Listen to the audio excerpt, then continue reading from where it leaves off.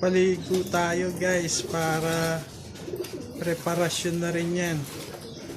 Kasi bukas may loading sila, Moncada Tarlac.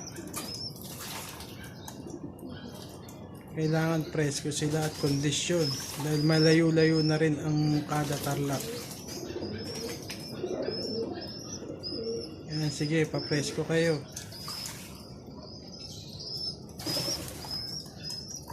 Okay, alright, isang maganda at tinulang hapon sa ating lahat.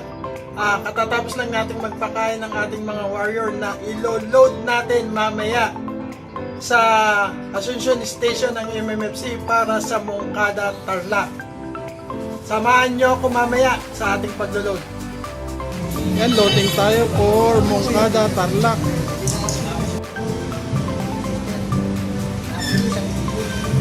Mga mag-gesture, di pa lang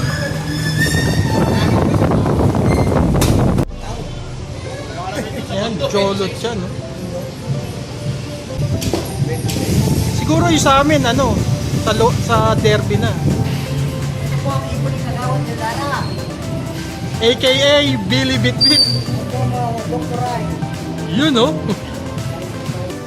Kaya na, nagdadatingan na yung mga regular loader ng MMFC.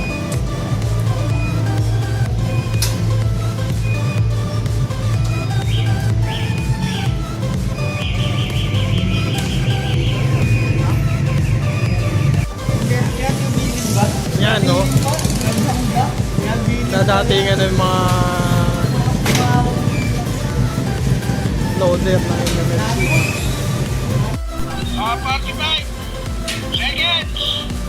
5, 4, 3, 2, 1. Asyate, Moncada, asyate.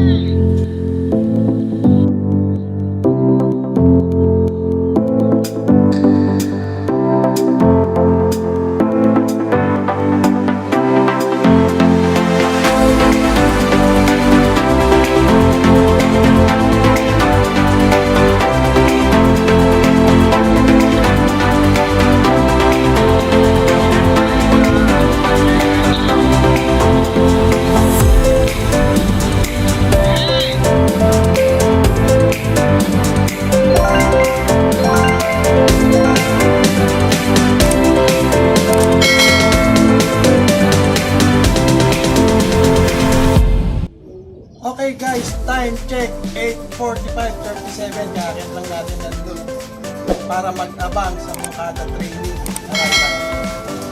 Mamaya. Okay guys, time check 8:54:18. Mayroon na tayong dumaid na ibon.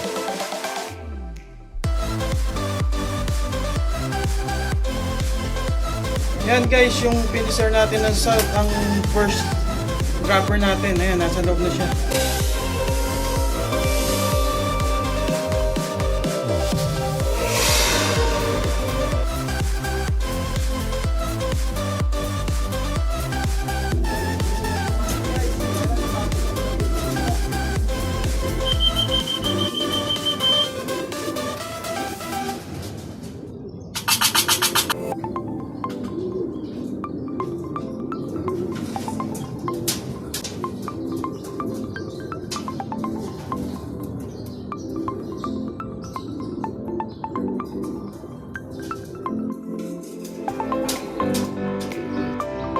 Meron na rin tayong ibon sa pulang building.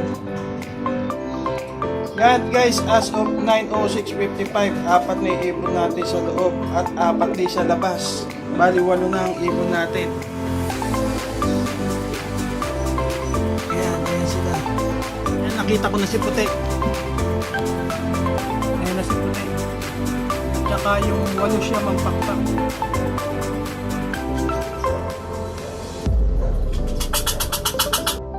As of 9:18:19, 6 na yung ibon.